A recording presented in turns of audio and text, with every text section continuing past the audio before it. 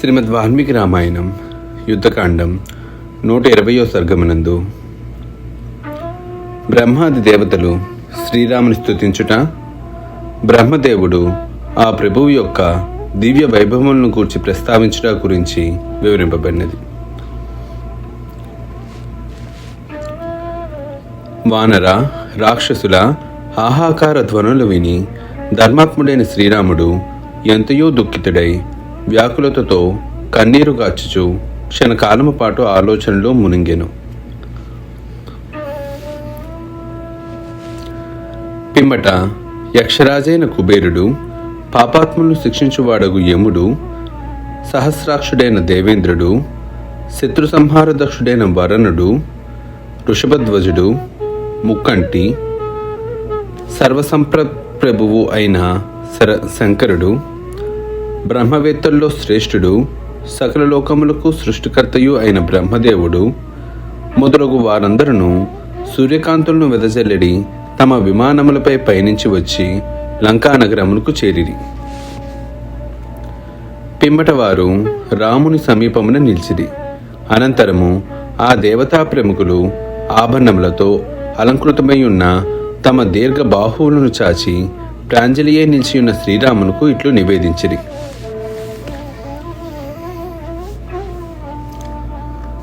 రామ, నీవు సర్వలోకముల ఉత్పత్తికి కారకుడవు, సర్వశ్రేష్ఠుడవు, జ్ఞానులలో అగ్రగ్రేసుడవు. సీతాదేవి అగ్ని ప్రవేశము చేయుచుండగా ఎట్లు ఉపేక్షించుచుంటివి? నీవు బ్రహ్మాది దేవతల కంటేను శ్రేష్ఠుడైన శ్రీమన్నారాయణుడవు. ఆ విషయమును ఎట్లు గ్రహింపకుంటివి? నీవు వసువులలో వృతధాముడు అను పేరుగల ప్రజాపతివి. ఈ ముల్లోకములకును ఆది సృష్టికర్తవు, స్వయంభువుడవు. రుద్రులలో 8వ వాడగు మహాదేవుడవు. సాధ్యులలో 5వ వాడవు వీర్యవంతుడవు. అశ్విని దేవతలు నీ కర్ణములు, సూర్యచంద్రులు నీ నేత్రములు. పరంతప, సమస్త లోకముల యొక్క సృష్టికి పూర్వమునందును ప్రళయకాలమునందును ఉండువాడవు. నీవు సర్వజ్ఞుడవు, సర్వశక్తిమంతుడవు, సర్వేశ్వరుడవు. అయినను పామరుడైన ఒక మానవుని వలె విదేహ రాజకుమారి అయిన సీతాదేవిని ఎట్లు ఉపేక్ష చేయుచుంటివి?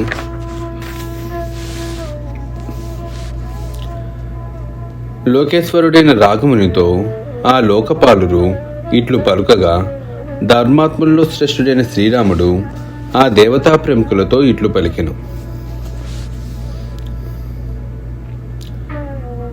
దశరథ మహారాజు తనయుడైన రామునిగా, సామాన్య మానవునిగా నన్ను గూర్చి నేను తలంతును.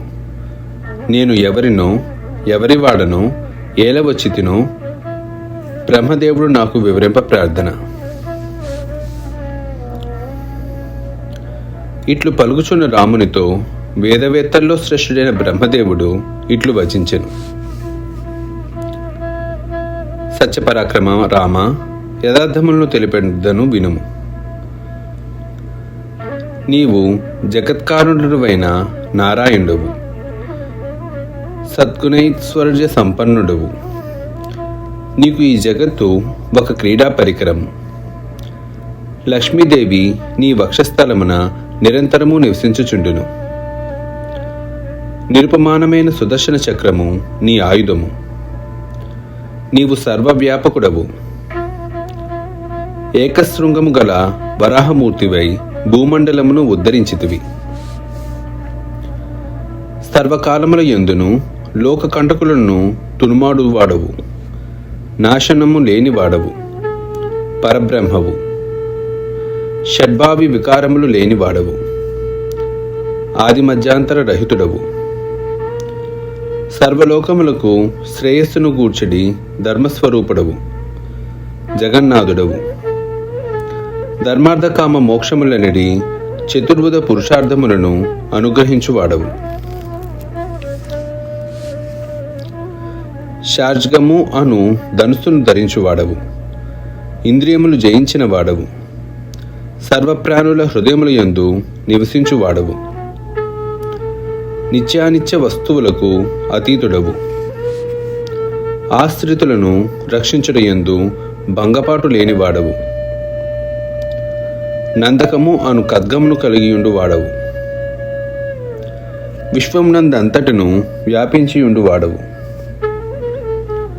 జగత్తునకు ఊరట గూర్చువాడవు.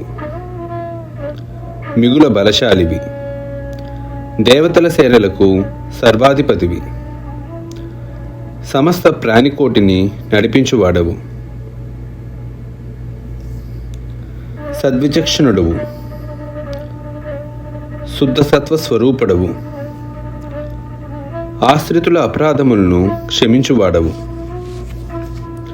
ఇంద్రియ నిగ్రహము గలవాడవు. జగదుత్పత్తికి స్థానమైన వాడవు. సర్వ జగత్తునకు లయస్థానమైన వాడవు. ఇంద్రునకు సోదరుడుగా అవతరించిన ఉపేంద్రుడవు. మధువు అను రాక్షసుని సంహరించిన వాడవు. ఇంద్రుని సైతము సృజించువాడవు. నిరతిశయమైన ఐశ్వర్య సంపన్నుడవు. నాభియందు పద్మము గలవాడవు. రణమున శత్రువులను రూపుమాపు వాడవు. ఆర్తజనులకు అభయమిచ్చువాడవు. శరణాగత వత్సలుడవు అని సనకాది మహర్షులు నిన్ను కొనియాడుచుండుదురు. సహస్ర శాఖలుగా విస్తరిల్లిన సామవేద స్వరూపుడవు.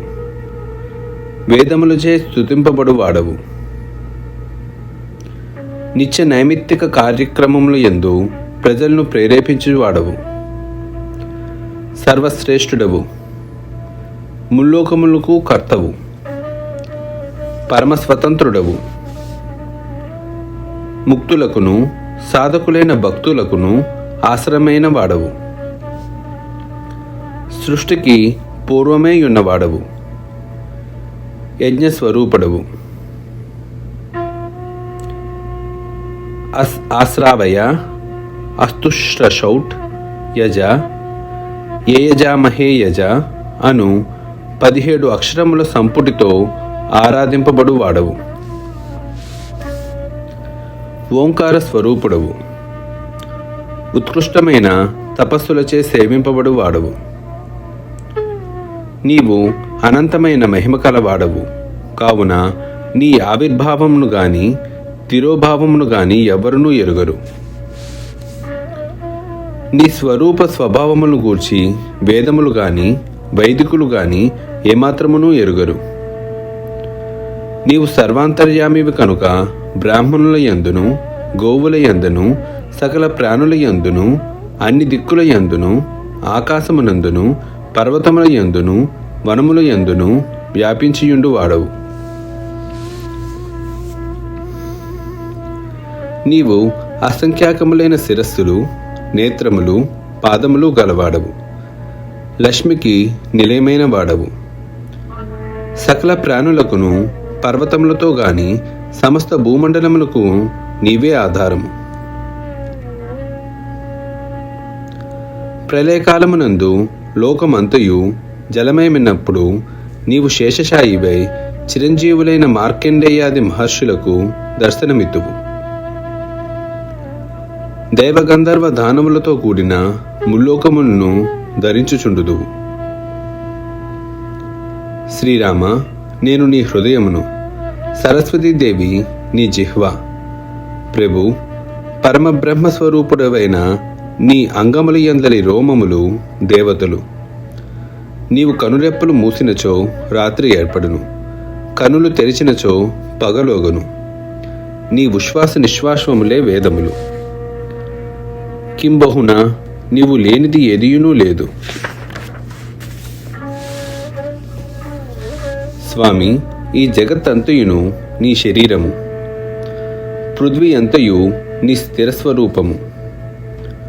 అగ్ని యొక్క ఉష్ణత్వము నీ కోపము, చంద్రునిలోని ఆహ్లాద లక్షణము నీ అనుగ్రహ రూపము. శ్రీవత్సవము అను చిహ్నము గల శ్రీమన్నారాయణుడవు నీవే. పూర్వము వామనావతారమున మూడు పాదములతో ముల్లోకములను ఆక్రమించిన త్రివిక్రముడవు నీవే. అసురులకు రాజైన బలిచక్రవర్తిని అదుపు చేసి మహేంద్రుని స్వర్గమునకు రాజును గావించితివి.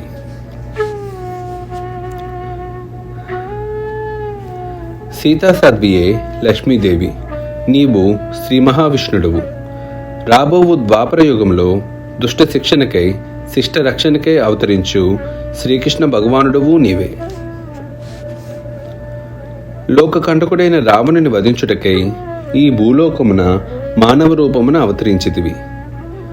ధర్మ సంస్థాపనమునందు దక్షుడువైన వాడా రామ, రావణుని హతమార్చి మా కార్యమును నెరవేర్చితివి.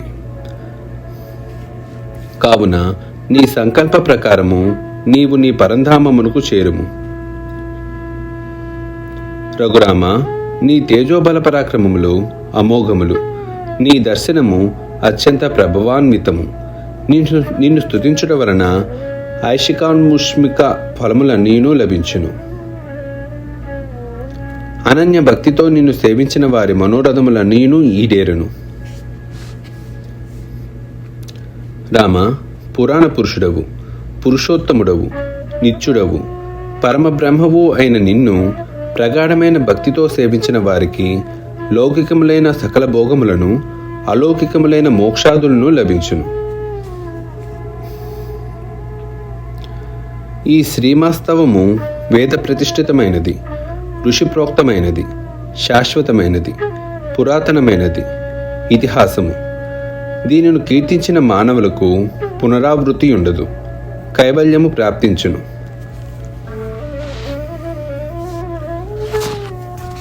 వాల్మీకి మహర్షి విరచితమై ఆదికావ్యమైన శ్రీమద్ రామాయణం నందలి యుద్ధకాండమునందు 120వ సర్గము సమాప్తము.